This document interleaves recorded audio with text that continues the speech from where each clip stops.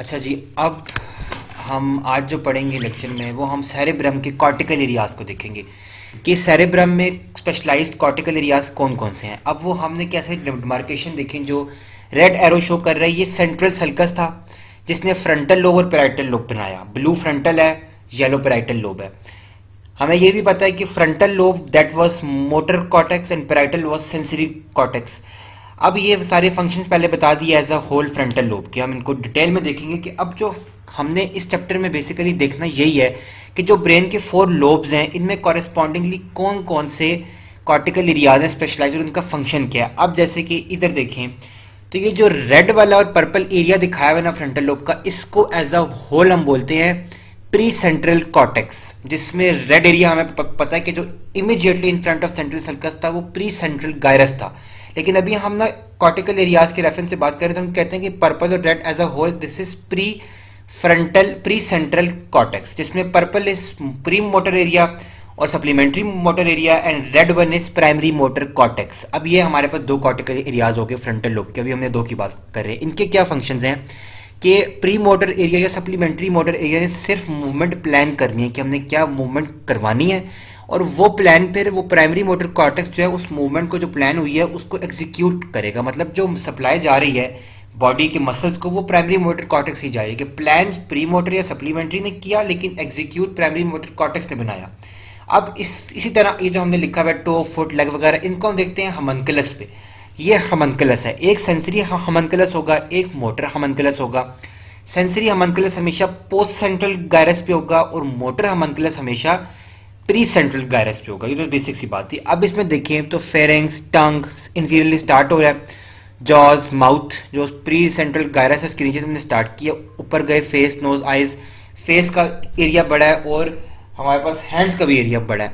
तो ये क्यों बड़ा है हमारे पास, ये मैस के ऊपर डिपेंड नहीं करता। अगर किसी का हमनकलस में एरिया बड़ा दिखा रहे हैं तो मतलब है मोटर के केस में हम कहते हैं कि वो एरिया बहुत ज़्यादा उसकी फाइन मूवमेंट होती है, बहुत ज़्यादा मूवमेंट्स होती हैं इसीलिए उसका एरिया यहाँ पे ज़्यादा है। लेकिन इसमें देखने वाली बात ये है कि फुट टोज और जेनिटलिया सारे मीडियल साइड पे हैं and the para central lobule. Motor के केस में भी सेंसरी के केस में भी दोनों केस में भी हमारे पास फुट टोज जेनिटेलिया लेग्स और हिप्स ये सारे पैरा सेंट्रल लोब्यूल में होंगे। अब हम कहते हैं कि ब्रेन की राइट साइड बॉडी के लेफ्ट साइड को कंट्रोल करती है। हम अगर इलेक्ट्रिकल स्टिमुलेशन दें इलेक्ट्रोड से तो contralateral side of body contract करेगी। लेकिन कुछ एक्सेप्शंस होती हैं जैसे कि pharynx, mandible, lower part of face, larynx, tongue वगैरह, इन सारों की बायलेटरल मूवमेंट होती हैं। अगर हम इनको यहाँ पे अगर मैं जहाँ पे लिखा हुआ है ना टंग, अगर मैं इसको करूँगा तो पूरी की पूरी टंग नहीं कॉन्ट्रैक्ट करना है। जॉस को करूँगा तो सारे करेंगे, ये नहीं कि कोई एक साइड करेगा। ये थोड़ी सी इनकी होती। तो हमने क्या बात की कि हमनकलस पे जो एरियाज हैं वो डिपेंड करता है उनकी फाइन मूवमेंट कितनी है, तो उस हिसाब से हमने इनको मैच दे दिया। अब इधर आ गई हमारे पास, हमने प्राइमरी मोटर कॉर्टेक्स प्री की बात कर ली। एक और specialized area cortical area frontal lobe में, इसे हम कहते हैं frontal eye field, labelled the green. Frontal eye field का याद रख लेना एक लाइन में कि इसका काम होगा voluntary rapid movement of the eye. मतलब आई की जो वॉलेंट्री मूवमेंट होगी वो करवाएगी फ्रंटल आई फील्ड। अब इसमें एग्जांपल हम ये लिख लेते हैं कि अगर आपने कोई चीज़ आपको नज़र आ रही है, आपने उस पर देखना ही देखना है, आपको दिल चाह रहा है कि उसको देखना है, तो वो ये फ्रंटल आई फील्ड करवाएगा। वो वाली मूवमेंट ये फ्रंटल आई फील्ड ही कंट्रोल कर रहा है। ठीक है। अभी इनके हम ब्रॉडबैंड एरियाज भी हमने याद रखने हैं। इनमें याद रखने वाली चीज़ें यही हैं कि कितने कॉर्टिकल एरियाज हैं, किसी एक लोब में कितने एरियाज हैं, उनके ब्रॉडबैंड नंबर क्या है, उनके फंक्शंस क्या हैं। तो ब्रॉडबैंड नंबर हम अभी इनको डिटेल में देखेंगे। तो ये फ्रंटल आई फील्ड हमने एक और पार्ट पढ़ लिया कि जिसने वॉलंटरी मूवमेंट ऑफ द आई करवानी है। बाकी जो मूवमेंट होंगी आई में वो ऑक्सीपिटल लोब में आ जाएंगे। अब देखो जो प्राइमरी मोटर कॉर्टेक्स था, जो हम कहते थे कि जो प्री सेंट्रल गायरस पे है, उसका ब्रॉडबैंड नंबर है 4। जो प्री मोटर और सप्लीमेंट्री मोटर एरिया है उसका ब्रॉडबैंड नंबर है 6, इसमें नज़र आ रहा है। जो हमारे पास पूरा अब इसके अलावा ना हमारे पास एक होता है prefrontal cortex, frontal eye field, supplementary motor area, pre, इनको सबको निकाल दो तो जो रिमेनिंग यहाँ पे बच जगह ना जहाँ पे मैंने लिखा हुआ है 9, 10, ये सारा होता है प्री फ्रंटल कॉर्टेक्स। तो इनका क्या है, प्री फ्रंटल कॉर्टेक्स का ब्रॉडबैंड नंबर आ जाएगा 9, 10, 11 एंड 12। जो फ्रंटल आई फील्ड है उसका 8 है majorly, but some contribution from 6 and 9 भी है। ब्रोकास मोटर स्पीच एरिया इसका है 45 एंड 44। ये जो बहुत शार्प येलो लिखा हुआ है ना 44 एंड 45, ये होता है ब्रोकास मोटर स्पीच एरिया। अभी हम इस ब्रोकास मोटर स्पीच एरिया को भी देखते हैं और प्री फ्रंटल कॉर्टेक्स को भी देखते हैं दोबारा से कि क्या है। तो ये इनके हो गए ब्रॉडमैन नंबर, ये याद रखने। इसके अलावा this is more than enough, और ये सब कुछ from the Snell's neuroanatomy है, इसमें कोई एडिशनल बातें नहीं है, अकॉर्डिंग टू द स्नेल्स हम सारा लेके चल रहे हैं। तो प्राइमरी मोटर कॉर्टेक्स का ब्रॉडमैन नंबर 4 हो गया, प्री मोटर एंड सप्लीमेंट्री का ब्रॉडमैन नंबर 6 हो गया। इन दोनों का मिलकर क्या बोलते थे, pre frontal cortex, frontal eye field का 8 हो गया, प्री फ्रंटल कॉर्टेक्स का 9, 10, 11, 12 हो गया, और ब्रोकास मोटर स्पीच एरिया का 45 एंड 44 नंबर हो गया। मतलब अगर कोई बंदा कभी इनकी नंबर की बात करेगा तो हम वो कॉरेस्पॉन्डिंग में जा सकते हैं। अब हम देख लेते हैं इसमें कि प्री फ्रंटल कॉर्टेक्स, अगेन देख लो कि जो ब्लू से लेबल हुआ that is pre frontal cortex.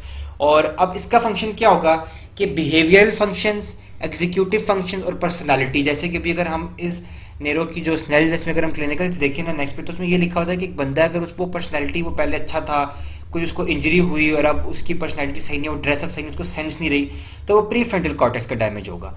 ठीक हो गया, तो ये बिहेवियर पर्सनालिटी। अब ब्रोकास मोटर स्पीच एरिया, ये येलो से शो हुआ है, ये सप्लाई करता है मसल्स ऑफ स्पीच को, जो कि स्पीच की प्रोडक्शन करवाते हैं। अब वर्ड्स को जोड़ना ये ब्रोकास एरिया का काम है, अगर ये डैमेज होगा तो वर्ड्स स्प्लिट अप हो जाएंगे, वो बंदा बोल ही नहीं सकेगा। अब इसमें एक बात याद रखनी कि सेरेब्रल डोमिनेंस क्या होता है। मेजॉरिटी ऑफ द पीपल वो राइट हैंडेड है, वो राइट हैंड से राइट करती है, इसका मतलब है कि उनका लेफ्ट सेरेब्रल हेमिस्फीयर डोमिनेंट है। देखो हमारे ब्रेन के दोनों हेमिस्फीयर्स ने फंक्शन इक्वली परफॉर्म करने हैं, लेकिन कुछ फंक्शंस ऐसे होते हैं जो कि एक सेरेब्रल हेमिस्फीयर बहुत ज़्यादा अच्छे से परफॉर्म करता है, तो वो लेफ्ट सेरेब्रल हेमिस्फीयर ये वाले सारे फंक्शन अच्छे से परफॉर्म करेगा, तो उसको बोलते हैं लेफ्ट सेरेब्रल डोमिनेंस। ये एक कुछ इंपॉर्टेंट पॉइंट्स अगर मैं पहले बता चुका हूँ।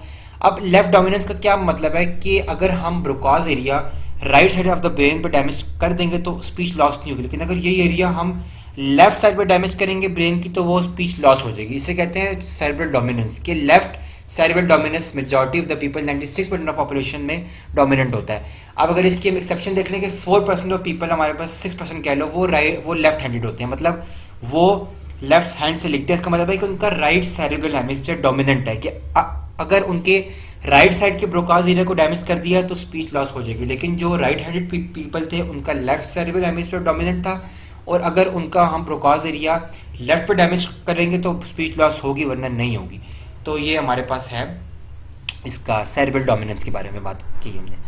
इसमें और ऐसी सच कोई चीज़ नहीं है। अब इसके बाद हम बात करेंगे, अब हम आएंगे पैराइटल लोब के ऊपर कि पैराइटल लोब क्या है। पैराइटल लोब वही सेंट्रल सर्कस के पीछे था। इसकी बाउंड्रीज देखिए अगर हम, तो सेंट्रल सर्कस के पीछे वाला पार्ट था ये, और लेटरल सल्कस के ऊपर वाला पार्ट। लेटरल सल्कस ने पैराइटल और फ्रंटल लोब को सेपरेट किया फ्रॉम द टेम्पोरल लोब, और एक हमारे पास इसमें नजर आ रहा है हमें पैराइटो ऑक्सीपिटल सल्कस, जो कि सेपरेट करेगा पैराइटल लोब को फ्रॉम द ऑक्सीपिटल लोब। ठीक हो गया। अब ये इसकी सबसे पहले हमने डिमार्केशन बाउंड्री देख ली। हमें यह भी पता है कि parietal lobe it is a sensory cortex, इसमें सेंसरी वो होंगे सारे एरियाज। अब देखते हैं कि इस पैराइटल लोब में कौन कौन से स्पेशलाइज्ड कॉर्टिकल एरियाज हैं। और ये भी हमें पता है कि जो सेंट्रल सर्कस की इमीडिएट पीछे चीज़ होगी वो क्या होगी, वो पोस्ट सेंट्रल गायरस होगा। उस पर भी हमने एक हमनक्लेस देखा था कि वहाँ से बॉडी से सेंसेशंस वहाँ पे आ रही हैं, जितनी भी सेंसरी इनपुट होगी उसने हमारे पास आ जाना है इसी पैराइटल लोब में आना है, यहीं पे डिले होना है। फिर उसके बाद हम देखेंगे कि क्या फंक्शंस हैं। अब हम आते हैं कॉर्टिकल एरियाज पे। अच्छा, इसको ना हम सोमैटोसेंसरी कॉर्टेक्स भी कहते हैं, सोमैटोसेंसरी या सेंसरी कॉर्टेक्स। अब इसके फंक्शन एज अ होल लिख दे यहाँ पे। सोमैटिक सेंसेशन जितनी भी हैं उनकी अवेयरनेस, मतलब सारी सेंसरी इनपुट यहाँ पे आएगी। एनालाइजिंग यही होगी जिस तरह। अच्छा, एक ना एसोसिएशन एरियाज हम यहाँ पढ़ेंगे, जैसे कि वहाँ pre motor supplementary motor area था ना फ्रंटल लोब में, जिसके पास पास्ट एक्सपीरियंस हिस्ट्री पड़ी हुई थी, इस तरह यहाँ पे भी होगा। अब देखो इसमें ये प्रोप्रिसेप्शन में लिख दिया, coordination of visual, auditory, somatosensory stimuli,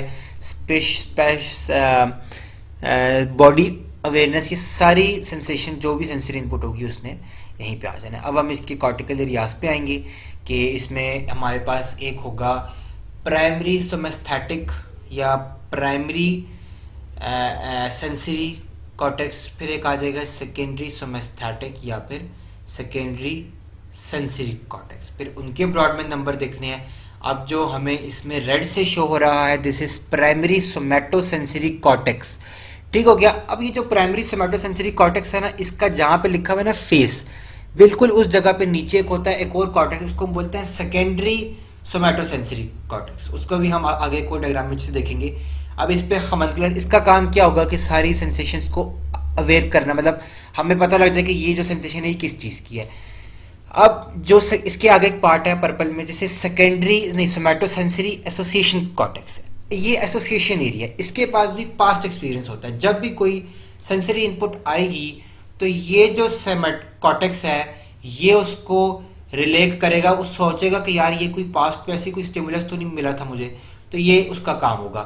अब इनके पास हमें ये भी पता है कि हाँ इसमें ये सोमैटोसेंसरी एसोसिएशन कॉर्टेक्स हो गया, सारे रिकॉग्निशन सेंसेशंस, मेमोरी सेंसेशन, सबसे जो मेन पॉइंट है इसमें मेमोरी वाला है। अब ये देखो सेकेंडरी सोमैटोसेंसरी कॉर्टेक्स कहाँ पे है, ये इसके बिल्कुल नीचे। अभी हम इनके ब्रॉड मेन एरियाज भी देखेंगे कि ये हमारे पास था। अब जो प्राइमरी सोमैटोसेंसरी एरिया है उसको वेंट्रोपोस्ट्रोलैटरल और वेंट्रोपोस्ट्रोमीडियल न्यूक्लियस ऑफ द थैलेमस, वहाँ से सारी सेंसेशंस मिलती हैं, प्रोजेक्शन फाइबर मिलते हैं और एरियाज ऑफ सेरेब्रल कॉर्टेक्स से भी मिलते हैं। फिर वो उनको रिलेट करेगा, सोमैटोसेंसरी एसोसिएशन कॉर्टेक्स है उसको सोमैटोसेंसरी एसोसिएशन कॉर्टेक्स उसको इंटीग्रेट करेगा कि ये क्या है, और फिर उसका रिस्पॉन्स जनरेट होगा।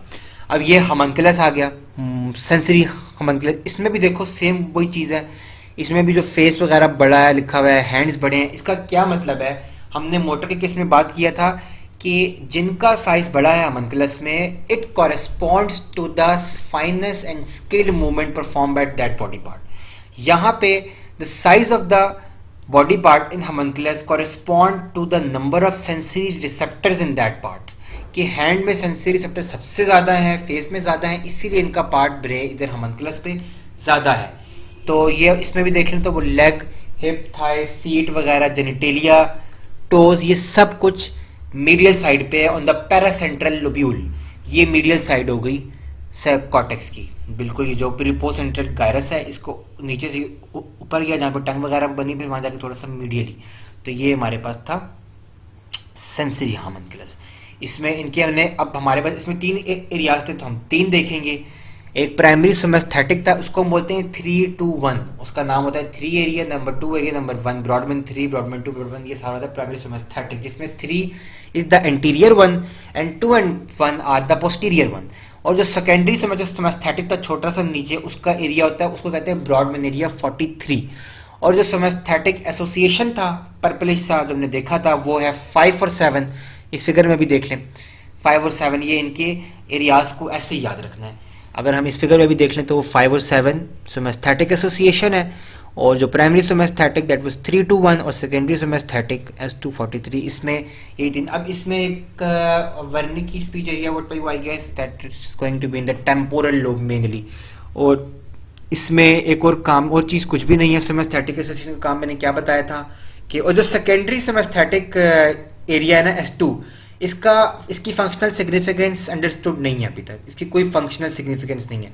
ये कुछ इंपॉर्टेंट चीज़ मैं ऑलरेडी बता चुका हूँ, VPL VPM की वेंट्रोपोस्टरलैटरल मीडियल, और सेकेंडरी सोमेस्थेटिक इसकी कोई इंपॉर्टेंस नहीं है, पास्ट एक्सपीरियंस। तो that was all for this, thank you so much.